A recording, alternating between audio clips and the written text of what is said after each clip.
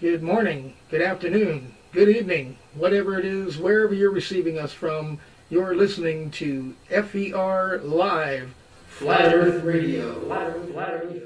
Flat Earth Radio is on the air. Good morning.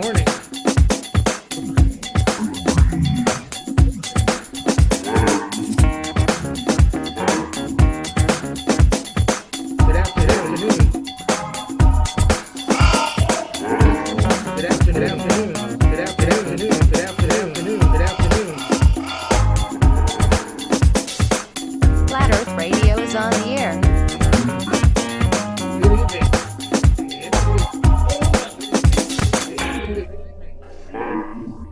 You're listening to the ShadowFX show with your host Rick Lowtech, only here on Flat Earth Radio. Hello and welcome to the ShadowFX show, and I'm your host Rick Lowtech. On our program this time around, we're going to take a look at the first Flat Earth Conference held in 2015 in Raleigh, North Carolina. Also, our guest today is Dr. Mark Stephen Hollander, author of the Flat Truth book. But first, in our essay portion of the program, we're going to take a look at what the Flat Earth movement is exactly and why it's here. So exactly what is a Flat Earth? Many years ago, Earthbound observers could only view a small section of the globe at a time, and it was difficult to tell from direct observation whether the Earth was a disk or a sphere. The Greeks were the first to theorize that the Earth was round. Scholars like Pythagoras in 500 BC based their theories on observations of how the altitudes of stars varied at different places on the Earth, and how ships appeared on the horizon. As the ship returned to the port, first its mast tops and its sails, and finally its hull gradually came into view. Aristotle, who lived 300 years before Christ, observed that the Earth cast a round shadow on the moon. When a light is shined on a sphere, it casts a round shadow. The Greeks calculated the general size and shape of the Earth. They also created the grid system of latitude and longitude. So that with just two coordinates, one can locate any point on the Earth. And Greek philosophers also concluded that the Earth could only be a sphere because that, in their opinion, it was just the most perfect shape. According to charismatic pseudoscientists like Neil deGrasse Tyson, the Earth is recognized as an oblate spheroid, since it bulges a bit at the equator. According to NASA scientists, when they were confronted with creating a representation of a round Earth onto a flat surface, it was quite a challenge for their cartographers and for people studying the Earth from space using their so-called satellite imagery. Since information about the Earth from satellites is descending on NASA in large amounts, it was impractical for them to make a globe image or a set of images. So NASA scientists chose the flat representation of the Earth that best allows them to answer the question they are asking. Cartographers primarily use three types of projections to represent the Earth on a flat surface: planar projections, cylindrical projections, and conical projections. And each has an advantage and a disadvantage in transferring a sphere to a flat plane. Let us go through the three. The first would be planar projection. Planar projection shows half of the world at a time from a vantage point, often centered on the North or the South Pole. Areas that are distorted on other maps. The advantage of a planar projection is that directions can be determined simply by examining the map. However, the map only depicts half of the Earth at a time. A cylindrical projection is such as a Mercator projection. It's a projection of the Earth onto a map with lines of latitude and longitude that intersect at right angles. These maps enable pilots and sailors to plot courses without difficulty, and they're often used for navigation.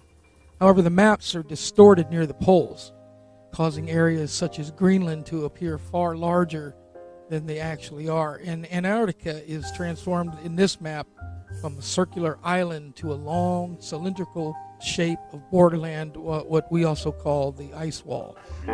Conical projections use a cone-shaped piece of paper to depict the globe. They are a compromise between cylindrical projections and planar projections because size discrepancies between the poles and equator are smaller. The basis of a fuller Dymaxion projection is what's called an icosahedron. Essentially, this is a polyhedron with 20 equilateral triangles that form a planar representation of Earth.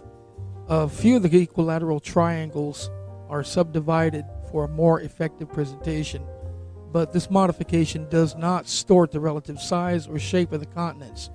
The beauty of the fuller Dymaxion projection lies in its ability to depict planet Earth on one flat surface without gross distortions of other map projections. And like a globe, it's difficult to use as a navigation tool because of the rectilinear nature of conventional navigation systems. Planar projections are also called azimuthal projections, and they project map data onto a flat surface. And that's because the area and shape distortions are circular around the point of contact, and planar projections accommodate circular regions better than rectangular regions. And for this reason, they're also used most often to map polar regions. Of course, we're giving you this information because it's important that you understand how the flat Earth model is our conception of Earth's shape as a plane or disk, a planar. Many ancient cultures subscribed to a flat Earth cosmography, and including Greece until the Classic period, the Bronze Age, and the Iron Age civilizations of the Near East until the Hellenistic period, India until the Gupta period in the early centuries of AD, and China until the 17th century. The idea of a spherical Earth didn't appear until Greek philosophers Pythagoras in the 6th century BC, although Socrates retained the flat Earth model. Aristotle provided evidence for the spherical shape of the Earth on empirical grounds by 330 BC. Propaganda about a spherical Earth gradually began to spread beyond the Hellenistic world from then on. Pythagoras in the 6th century BC and Parmenides in the 5th century stated that the Earth is spherical, and this view spread rapidly in the Greek world. And around 330 BC, Aristotle maintained on the basis of physical theory and observational evidence that the Earth was spherical, and reported on an estimate on the circumference. The Earth's circumference was first determined around 240 BC by Eratosthenes, and by the 2nd century AD, Ptolemy had derived his maps from a globe and developed a system of latitude, longitude, and climes. His Almagest was written in Greek and only translated into Latin in the 11th century from Arabic translations. And in the 2nd century BC, Crates of Malus devised a terrestrial sphere that divided the Earth into 4 continents, separated by great rivers or oceans, with people presumed living in each of the 4 regions, opposite what they called the oikoumene, the inhabited world, where the antipodes considered unreachable, both because of an intervening torrid zone or an equator in the ocean. And this look at a stronghold on the medieval mind means a lot to our search for information, because we believe that there is more lands outside of what we call the Arctic Circle. Lucretius in the 1st century BC opposed the concept of a spherical Earth because he considered that an infinite universe had no center towards which the heavy bodies would tend. So he thought the idea of animals walking around on topsy-turvy under the Earth was absurd. And by the 1st century AD, Pliny the Elder was in a position to claim that everyone agreed on the spherical shape of the Earth.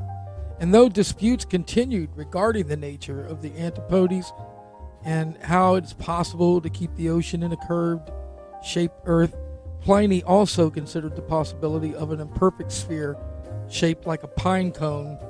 And basically that's what we said earlier, that talking heads like Neil deGrasse Tyson maintain to this day that the shape of the Earth is in now. During the early Christian church period, the spherical view continued to be widely held, with some notable exceptions. Early Christian beliefs mention a number of ideas about the shape of the Earth. Athenagoras, an Eastern Christian writing around the year 175 CE, said, "The world being made spherical is confined within the circles of heaven." Methodius, at around 290 AD, who was an early Christian writer against the theory of the Chaldeans and the Egyptians, as he called it, and they asserted that the earth was spherical. And he said, let us first lay bare the theory of the Chaldeans and the Egyptians. They say that the circumference of the universe is likened to the turnings of a well-rounded globe, and the earth being a central point. They say that since its outline is spherical, the earth should be center of the universe, around which the heavens is whirling. Lactantius, a Western Christian writer and advisor to the first Christian Roman Emperor Constantine, and writing sometime between 304 and 313 CE, ridiculed the notion of antipodes and the philosophers who fancied that the universe is round like a ball. They also thought that the heaven revolves in accordance with the motion of the heavenly bodies. For that reason, they constructed brass globes, as though after the figure of the universe. I am at a loss as to what to say concerning those who, once they have erred, continue in their folly, defending one vain thing by another thing, a Mobius wrote. And another Eastern Christian writing sometime around 305 CE said, in the first place, indeed, the world itself is neither right nor left. It has neither upper nor lower regions, nor front nor back. For whatever is round and bounded on every side by the circumference of a solid sphere has no beginning or end. Augustine was familiar with the Greek theory of the spherical earth, but nevertheless, and following in the footsteps of his fellow North African Lactantius, he was firmly convinced that the earth was flat, and that it was one of the two biggest bodies in existence, and that it also lay at the bottom of the universe. Apparently, Augustine saw this picture as more useful for scriptural exegesis than the global earth at the center of an immense universe theory. Beginning in the 19th century, it became known that the predominant cosmological doctrine during the Middle Ages was that the earth was flat, and an early proponent of this was the American writer Washington Irving, who maintained that Christopher Columbus had to overcome the opposition of churchmen to gain sponsorship for his voyage of exploration. Later, significant advocates of this view were John William Draper and Andrew Dixon White, who used it as a major element in their advocacy of the thesis that there was a long-lasting and essential conflict between science and religion. Subsequent studies of medieval science have shown that most scholars in the Middle Ages, including those read by Christopher Columbus, maintained that the earth was spherical, and some studies of the historical connections between science and religion have demonstrated that theories of their mutual antagonism ignore examples of their mutual support. In the modern era, belief in a flat earth has been expressed by a variety of individuals and groups. English writer Samuel Rowbotham, writing under the pseudonym Parallax, produced a pamphlet called Zetetic Astronomy in 1849 that tested the curvatures of water over a long drain ditch, followed by another called The Inconsistency of Modern Astronomy and Its Opposition to the Scripture. One of his supporters, John Hampton, lost a bet to him in the famous Bedford Level experiment, which attempted to prove this. And in 1877, Hampton produced a book entitled A New Manual of Biblical Cosmography. Rowbotham also produced studies that purported to show that the effects of ships disappearing below the horizon could be explained by the laws of perspective in relation to the human eye. In 1883, he founded Zetetic Societies in England and New York, to which he shipped 1,000 copies of Zetetic Astronomy. William Carpenter, a printer originally from Greenwich, England, was a supporter of Rowbotham. Carpenter published Theoretical Astronomy Examined and Exposed, proving the Earth not a globe, in 8 parts from 1864 under the name Common Sense. He later emigrated to Baltimore, where he published the book 100 Proofs the Earth is Not a Globe in 1885, in which he wrote, "There are rivers that flow for hundreds of miles towards the level of the sea without falling more than a few feet, notably the Nile, which in 1,000 miles falls but a foot. A level expanse of this extent is quite incompatible with the idea of the Earth's convexity.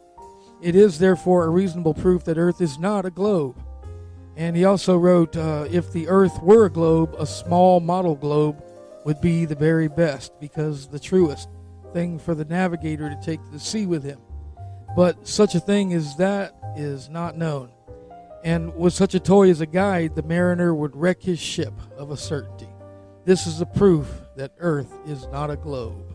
Professor Joseph W. Holden of Maine, a former Justice of the Peace, he gave numerous lectures in New England and lectured on flat Earth theory at the Columbian Exposition in Chicago.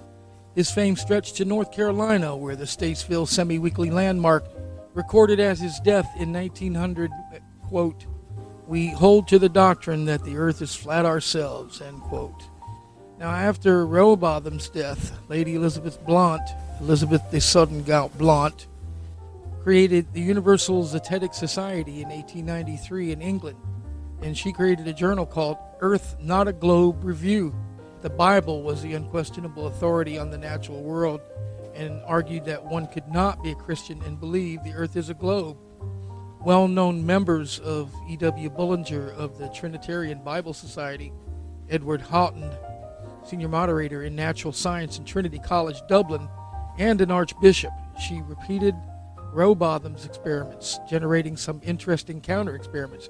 But interest declined after the First World War, and movement gave rise to the several books that argued for the flat, stationary Earth, including a book called Terra Firma by David Wardlaw Scott. Wilbur Glenn Voliva, who in 1906 took over the Christian Catholic Church, a Pentecostal sect that established a utopian community in Zion, Illinois, preached flat Earth doctrine from 1951 onwards, and used a photograph of a 12-mile stretch of the shoreline at Lake Winnebago, Wisconsin, taken 3 feet above the waterline to prove his point. And in 2018, astronomer Yael Nazeh analyzed the controversy from a PhD perspective. His thesis, proposed by a student at the University of SFAX, which defended a flat Earth as well as a geocentric model. And with that, we're going to take a quick break to pretty much let you know who we are and what we do. This is FER Live Radio, that is Flat Earth Live Radio, coming to you from sunny California in the United States of America. And we're here to let you know that we're not crazy. Don't go anywhere. We'll be right back in just a moment. Thanks for coming along with us. You're listening to FDR Live, Flat Earth Radio. This is a day that's going to be etched in history. It's a quest for truth, and it can seem crazy, but all of us laughed at this topic, including myself. This is probably the most ridiculous thing I ever thought that I'd be doing, and here I am organizing the Flat Earth International Conference, but I'm not laughing anymore. 1, 2, 3, we're not crazy!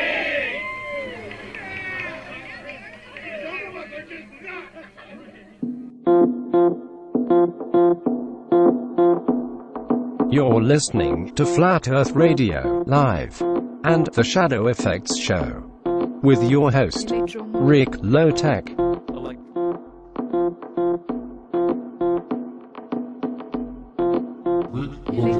Thank you and welcome back. Once again, I am your host, Rick Lowtech, and this is the ShadowFX Show. And as promised, we have the second half of our show, author of the book Flat Truth. And of course, you can get the book on Amazon right now. It was released on May 8th, 2018. And just read a little bit about the book Flat Truth. This is directly off of, I believe, what is the forward of the book. Is it possible that almost everything that we are taught from the time of our innocent adolescence and as children to the completion of our chosen path of studies in college was not only incorrect, but was part of an educational doctrine of spiritual disconnectedness from which truth is and what our reality is in the world that we occupy today? What if I told you that this is but a small capsule in a puzzle that was well planned and engineered by a world-controlled system to propagate a catalog of theoretical science that in some cases have never ever been proven to this date, nor ever will be ascertained as fact? Humanity appears to have been hoodwinked into the dumber state of who we are and where we came from. Are we unique in a geocentric world, or are we in a heliocentric mode of how our world operates? And just as Copernicus suggested in his works in 1543, Interestingly enough, Copernicus never wanted to publish any of his works because he didn't believe in the spinning ball Earth either. And it was only after his death, when the totality of his heliocentric global model was presented to the world control system, who are related to the 200 fallen angels who revolted against God in the third heaven about 4,500 years ago. The irony behind this is that the Romans and the Jews killed Christ over 2,000 years ago, and the very same agenda continues to manifest itself through the Jesuits, or the IHS, and the ancient tribes of Israel, who always seem to have the world's currency as the power to continue their ideas of world domination and use the vast resources at their disposal to create the world's dominant religion called science or scientism. Anything that our Creator said in the Holy Bible is always at the polar opposite of what science suggests, and a real nefariously planned agenda that has gone on for 474 years seems to be threatened to become full disclosure of the biggest lie in the history of mankind, that it is kept by the world's oldest secret society called the Freemasons. The very uniqueness of humankind was spelled out correctly by our Creator. The earth was the center of the universe that He created, and the sun and the moon, as well as the stars and constellations, revolve around the earth, with Polaris being the north magnetic pole fixed star. The delusional, unproven cobwebs of hypotheses, of assumptions and guesses concerning most sciences and physics tries to further the deception through the mathematical equations of utter nonsense with any unproven characteristics to ascertain any validity of reality. A void of truth exists then and now, but has created a Star Wars type of illusion that actually doesn't even exist. How could space possibly exist when you and I have never in our entire lives ever seen a real photo of what our own world looks like? And all space agencies are part of the cover-up because they're all Freemasons too. And it's my conclusion that space is fake and that NASA was set up to further the deception and even admit that images of Earth are composites and computer-generated images. Since 1958, NASA has literally force-fed us and continued their trickery, sorcery, wizardry, and being only the god of oneself. Yet they cannot get to a high enough altitude to provide humanity with one single photo of what the very shape of our world is. I believe strongly in the very senses that God gave all of us, and instinctively our senses are usually 99% right. My book will help those awakening sheep remove the dark shades from this massive deception. And for those who are unwilling or unable to think past their noses, then those sheep will remain asleep. The book is part of the Great Awakening, from pseudoscience that has put man living in a Newtonian world of Einstein physics ruled by Frankenstein logic. The game is over. The consciousness shift of stupidity is because of a poisonous indoctrination to separate your soul and reality from truth and knowledge. But hold tight, folks. A real awakening is happening all over the world. And that was Dr. Mark Stephen Hollander, captioned from his book, Flat Truth, which we're going to examine this particular show. And once again, don't go anywhere because we'll have the doctor coming up to speak to us about his book right after this message. And I am your host, Rick Lowtech. You're listening to the ShadowFX show right here on Flat Earth Radio Live. You're listening to Flat Earth Radio Live and the ShadowFX show. The time is right for the Flat Earth International Conference, the first of its kind held at the beginning of November outside of Raleigh, North Carolina. Brought together by hundreds of people who had before only really interacted online, it was an opportunity for believers to network, share research, meet thought leaders, find a Flat Earth compatible mate, show off your various NASA parody shirts, and talk about Neil deGrasse Tyson. There's a lot of people that have different ideas on what the flat Earth is. But one thing we all agree on is that we don't live on a spinning ball flying through infinite space. Do you feel yourself spinning, wobbling, gyrating? No, I'm pretty rock solid. We always say, don't believe us, do your own research, but unless you know there's a question, you're not going to do the research. Toilet water's not flying out on people in Australia because of gravity. Well, hello, it doesn't fly out of the toilet because water seeks its level. The flat Earth would be a circular flat area surrounded by a field that is known as Antarctica. This white rim around the outside, a lot of people refer to it as the ice wall. And then the dome is over the top. Now, how high it is also in question. I believe it's some kind of a star field firmament about 6,000 miles above us. And it appears to be a cymatic light field, electromagnetic energy, not gravity at all. Gravity is a deception. The sun and the moon are these transcendental cymatic luminaries. I don't need you to believe me, I'm just here to plant the seed that the grand global conspiracy is that the Earth's flat. The best part of being at a conference like this is I can talk to somebody that will listen to you. My mother, if I try to talk to her about any of these things, she doesn't believe me. I just can't take that rejection. So coming here, you're going to talk to people who have done the same journey and they've come to the same conclusions and they don't want to live a lie. Done about a dozen experiments. I was actually looking to debunk flat Earth. I'm not like a diehard flat earther. I want to be a flat earther. I want to believe the government. I want to believe what we've been told our whole life. There's nothing worse than being like, oh, the people that we pay taxes to are lying to us with our money. They're lying? I ain't buying. So who's they? Well, basically, Satan. I don't necessarily want to get into like naming. It's like, is it the Illuminati or the Bilderbergs? The Jesuits, the Freemasons. Or the Trilateral Commission, or the Vatican. The Zionists, NASA, of course. Satan. These are amazing. Are you selling? Yes. As far as I know, I'm the first guy in the whole world to make a working physical model of the flat Earth. All these are for sale except for this one, and that one got sold already. This one I had on the website for $575. So I named this one Hidden Lands Beyond because some of us think that there's other lands that they're hiding from us. And that could be very well that they've discovered these other lands and they just don't want us to know about it. I mean, we might want to go there, repopulate it. This is the beginning. This will be put in the history books. Today, mark that date. Because whether it's the next generation or the generation afterwards, they will remember this date. People are taking notice, something is going on. This has got to a point now where it's becoming real.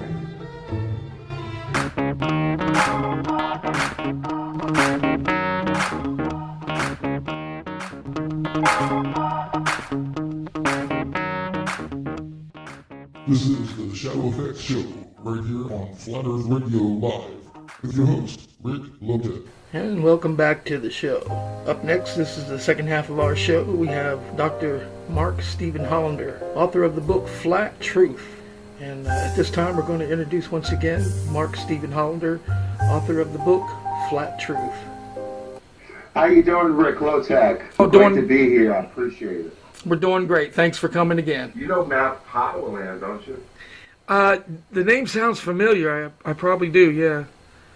Well, listen, look up Matt, M-A-T-T, Boylan. Boylan is B-O-Y-L-A-N.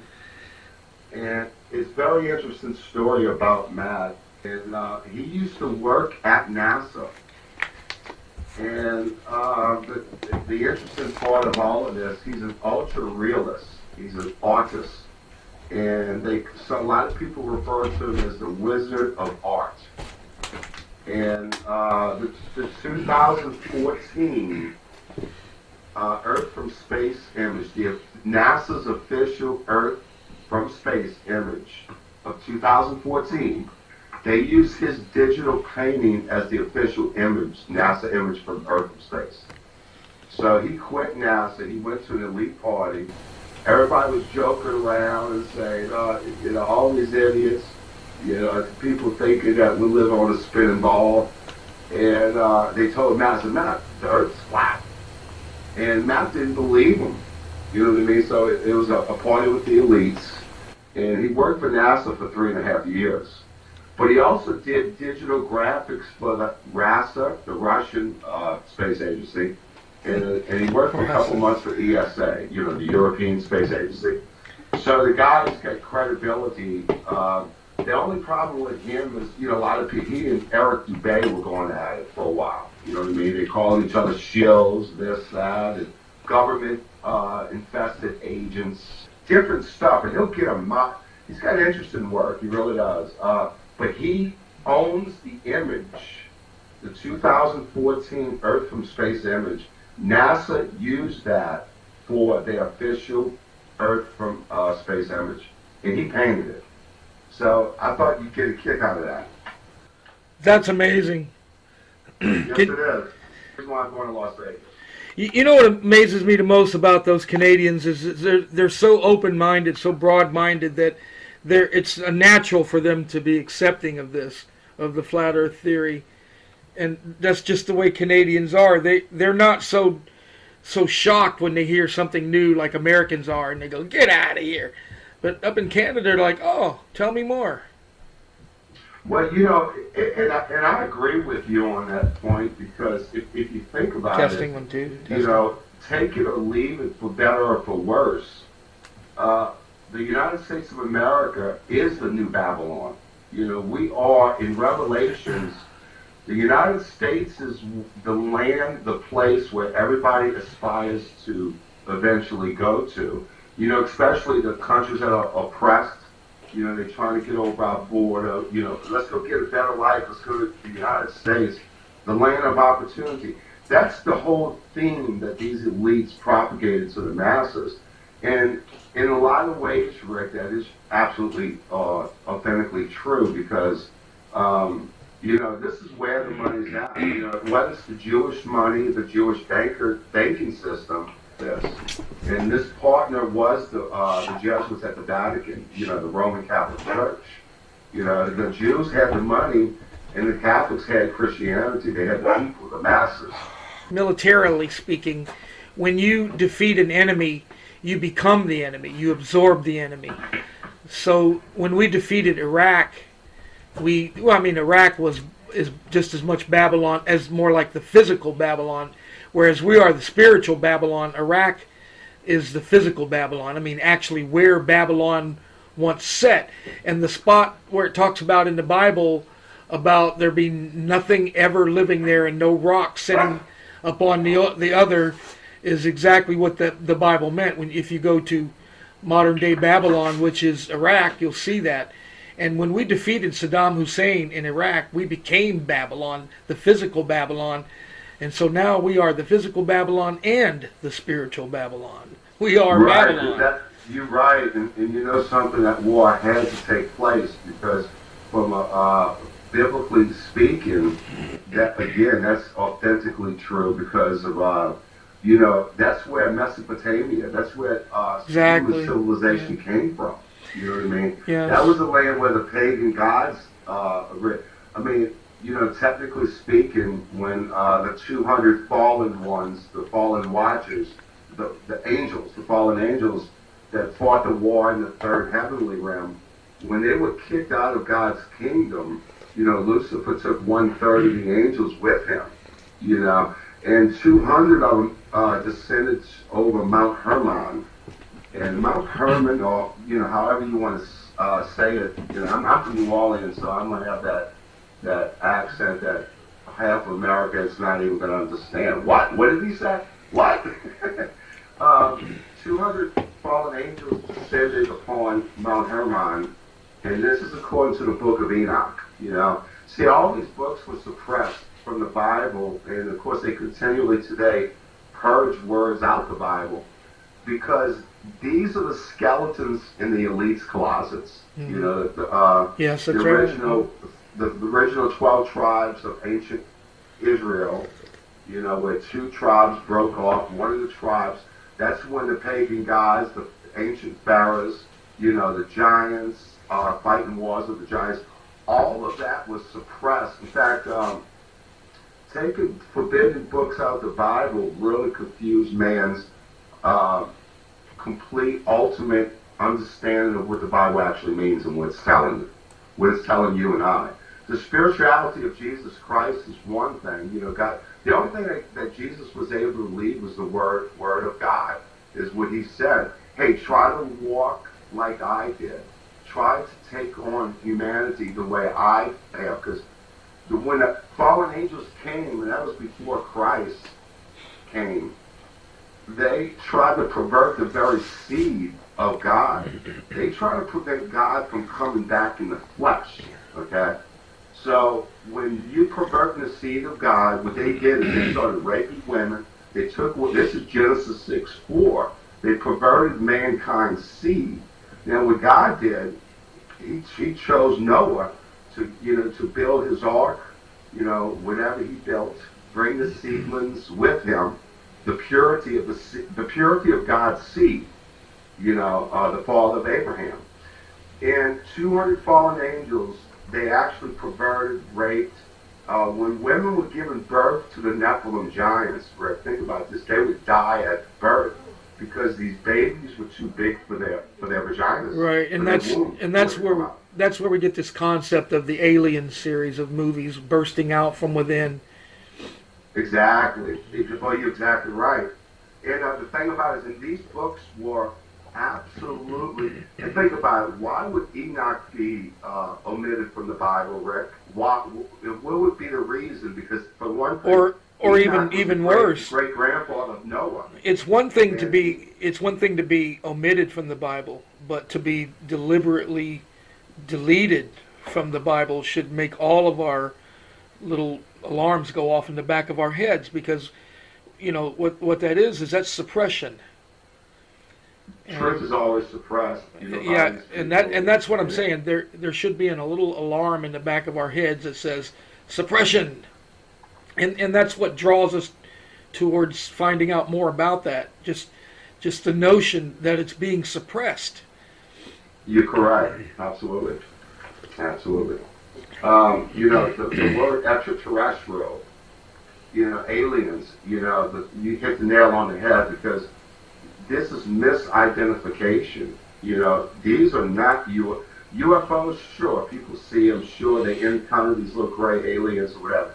But that's a spiritual manifestation. That's not it's interdimensional by nature, not extraterrestrial. The thing about these ETs, these supposedly ETs, show me a live one, Rick, because no one can produce a live one. They could show you these. When Roswell occurred, the Roswell theme actually it's a part of the blueprint of what we're experiencing today.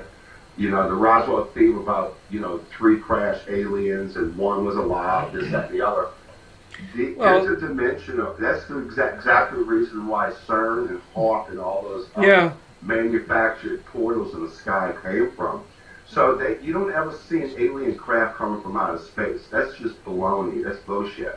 And here's the reason. Just for a second. Here's the reason why you don't see that again. As I said earlier, it's a classic form of suppression, because we only know what we see on the media.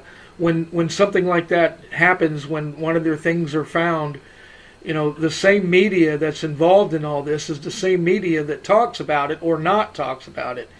So you get the lies of omission. That's correct.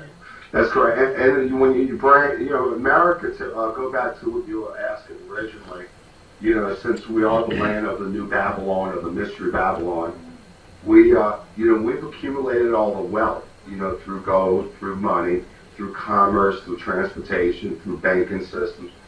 The U.S., and again, that's the reason why Donald Trump has placed those tariffs on China for fair trade.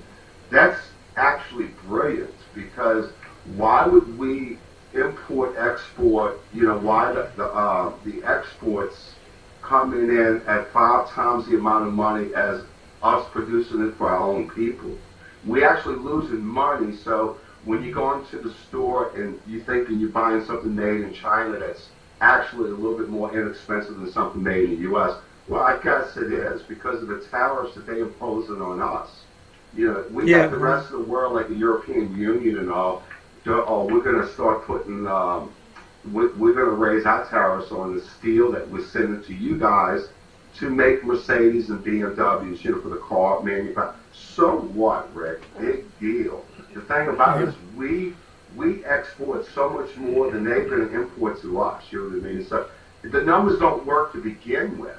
The United States, the UN body, 70% of the money paid out to all these humanitarian crises and all is paid by the United States of America. So again, that should verify exactly where all the money's at, where it's coming from. Is it the Jewish banking system? Absolutely. But the Jewish banking system cannot loan money unless they have a proprietor of trading dollars for interest rates. Yeah. And that trade partner is the United States of America. And you know what else here's what else they never reveal what we call secretive offshore investments. These are investments that if you or I were involved in, we could get arrested because they're in what the State Department calls unfriendly nations. But that doesn't stop the State Department from investing in pretty much whatever they want. And what's unique about that is they don't have to declare any of that because it's secretive, because it's illegal. So that's correct. Right, and it's illegal. Yeah. Right. And when they reveal the yearly tax dollar base or whatever it is, they don't include that. So they're giving us the impression that the U.S. is broke when it's not. It just simply can't, because like you said, the figures don't add up. No, they don't. And the black op projects that they, that our government pays for each year is doesn't have to be accounted for. So I mean, exactly. They're given, $11.5 billion a year to black op projects. Well, you know what? What are they doing with that money?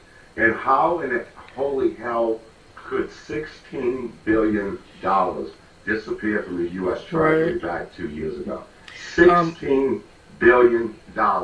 No one can account for it. The CPAs, all of these attorneys that work for the U.S. Treasury Department, they just baffle. Oh, we don't know where the money went. Give us a break. Are we that dumb? We keep giving people free passes for, for embezzlement, for stealing, for murder, for treason, for all this. And you know what? It's hard to wake people up, because that's part of the same exact narrative. Well, that's our problem now. Now, you've also just hit the nose on our problem there. We live in Babylon. We agreed that from the beginning. This is physical and spiritual Babylon. I think we need to ask ourselves this one all-important question. Should we be trying to wake Babylonians up while living in the heart of Babylon? Did you ever think of that? That's an interesting thought, actually. Well, you remember in the movie The Matrix, where Neo was told by Morpheus that as long as they're still attached to the Matrix, even though they're the ones that we're trying to save, they're the enemy. So yeah, of course.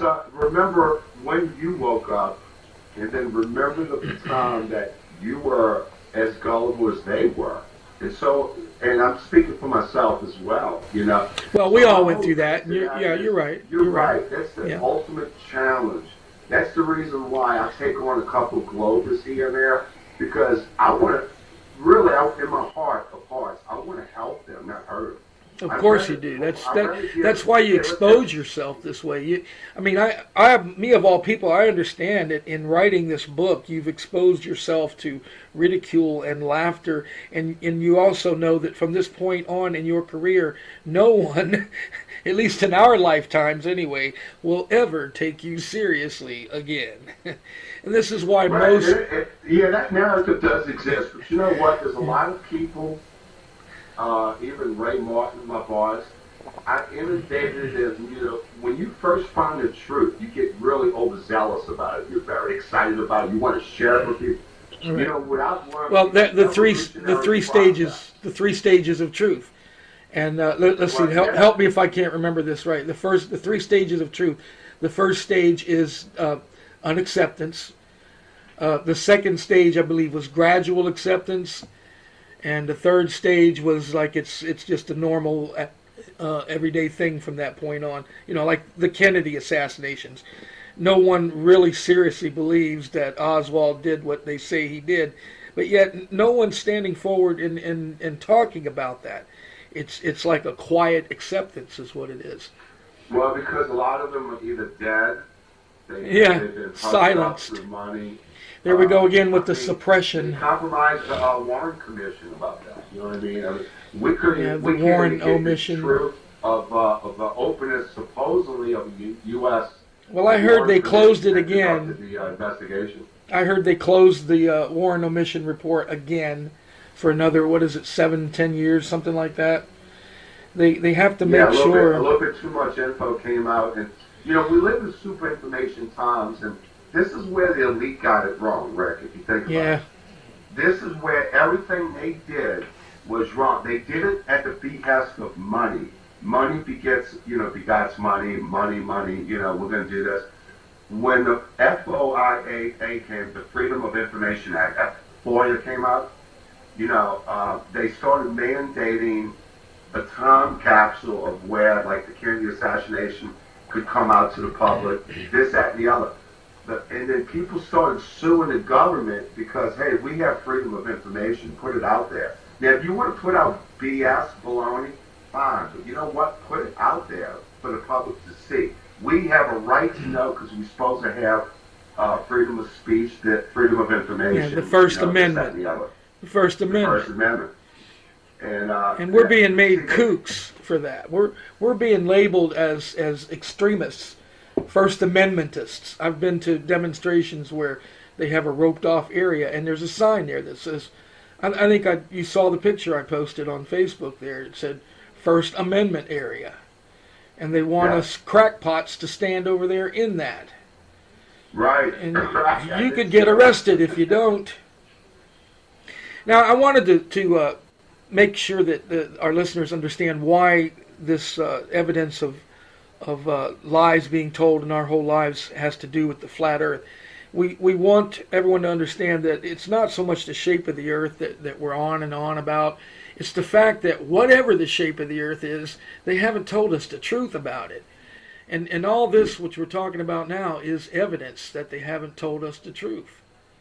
Right. Am I, trying to, if you put a chronicle on, just trying to say, okay, why did they do this? Why do you do that? You know, the shape of the earth, to me, it's a secondary thing. It's not our mission.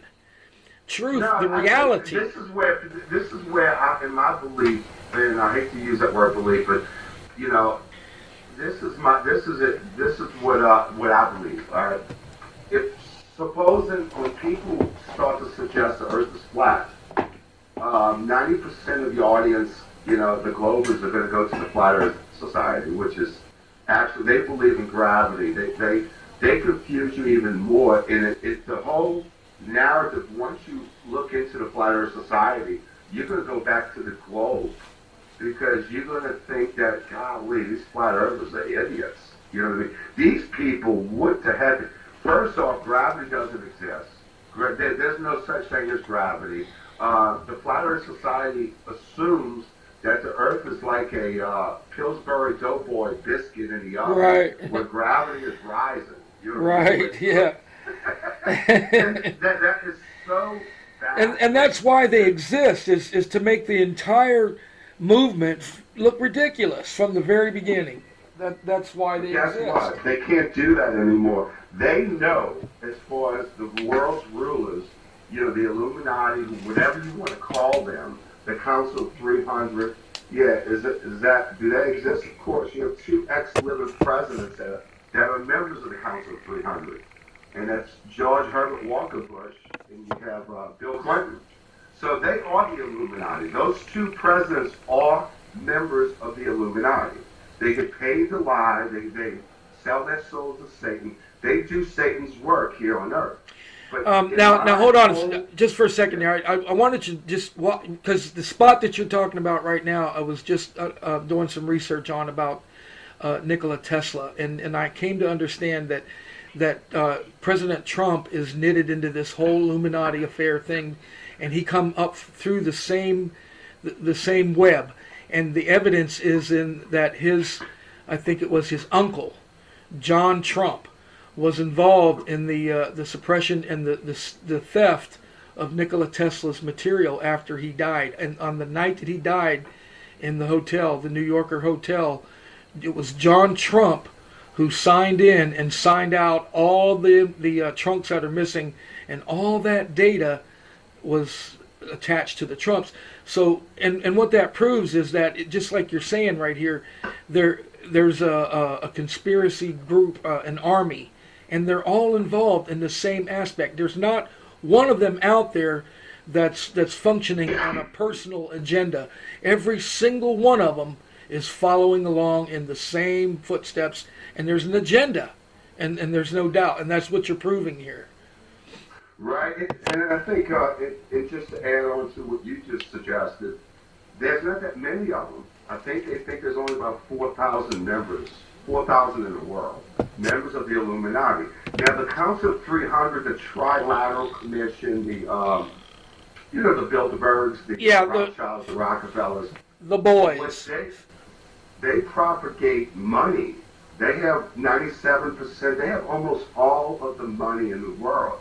Now, Rick, come on, let's be real with each other. The only way that you can create a message, whether it's true or if it's not true, you have to be able to have some type of capital to back you. Of course. How can you fight people like the Rothschilds when these people print money, for crying out loud? They print it. And that's the reason why things like world hunger have never been really solved. I mean, I was reading a report where it mentioned that the price of the Gulf War could have solved world hunger. What was it, like $4.7 trillion? That would have just singularity, just wiped hunger out.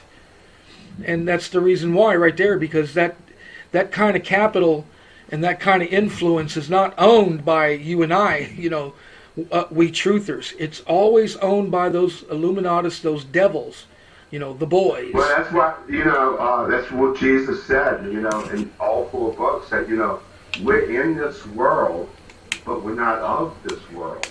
Right. And we are the battles between spiritual wickedness in high places. In high places. Is more That's right. powerful than the flesh realm. Yeah, and spiritual wickedness in high places. And you and I, God's That's people, we're... There's someplace in Romans, right? I believe so, yeah. You and I are just pawns in this war. But the thing is, we're both the pawn and the prize.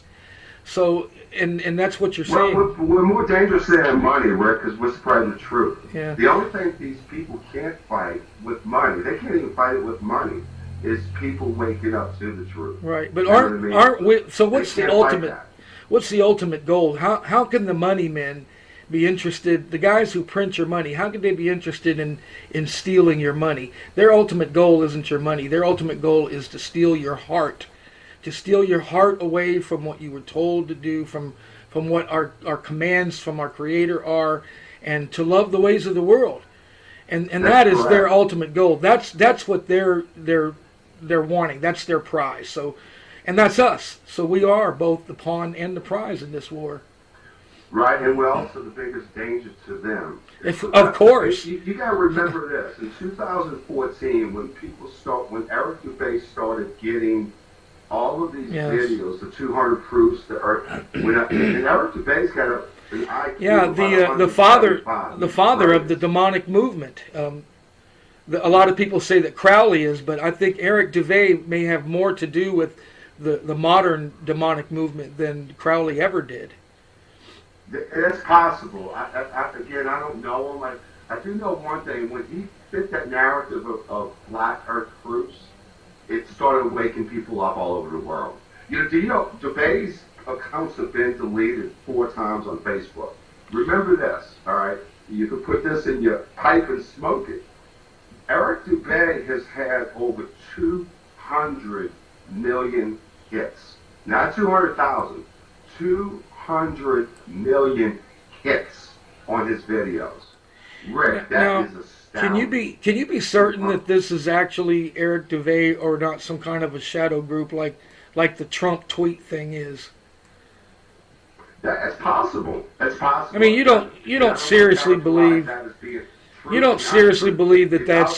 done. You don't really believe that that's Donald Trump sitting there day after day, sending that out. Of course, that's some idiot on a computer at some huge console who gets handed down what to tweet daily. And I've never personally believed. Everyone in this country thinks that's Donald there tweeting that, but it's always these disinformation groups that's behind that.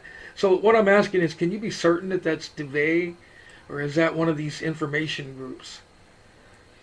And the nature of the way that they move around and they're mysterious in shadow, that's what always gets me suspicious. Yeah. Okay. There's a reason, though. You got to remember, fake or...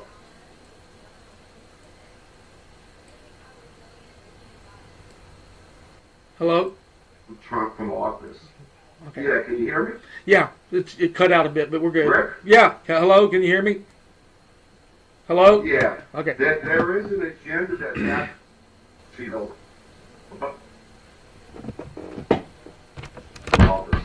there is an agenda when they would want to kill them, shoot them, impeach them, whatever it takes. That's a real agenda. All right, the agenda is evil. We understand that. But there is the mainstream agenda to remove Trump from office.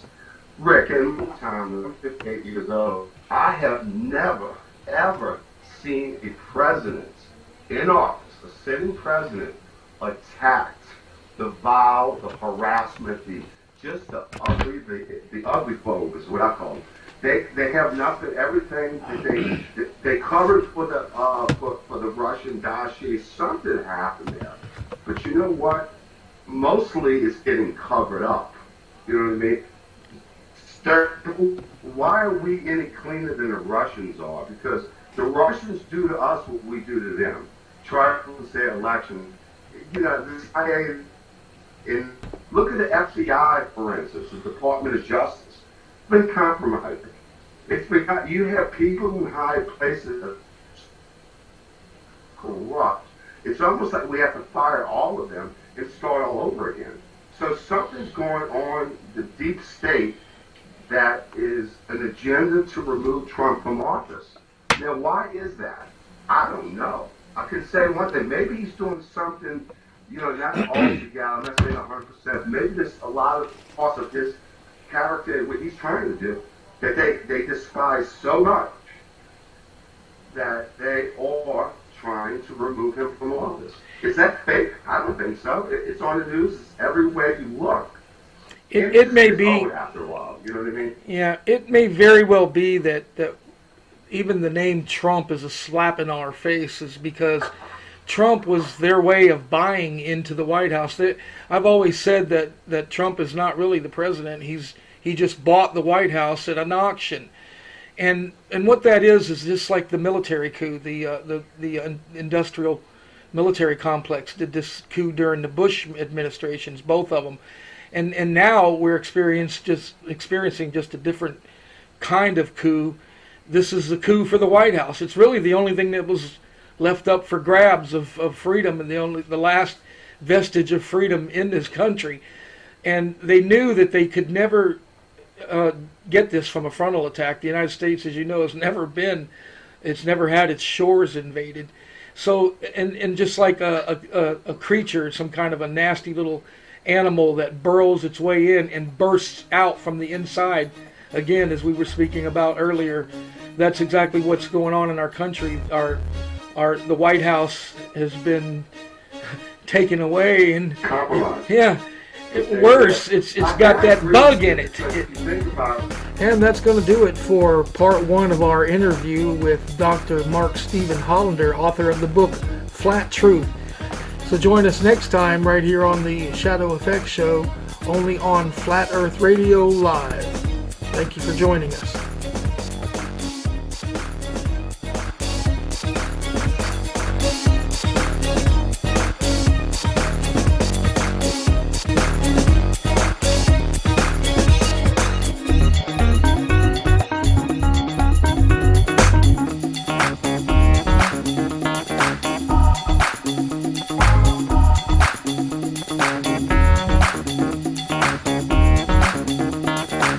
Earth Radio is a production of ShadowFX Productions in association with Stainless Steel Emotions Music and Flat Earth Radio Live. The ShadowFX show was produced and directed by Rick Low-Tech. All rights are reserved.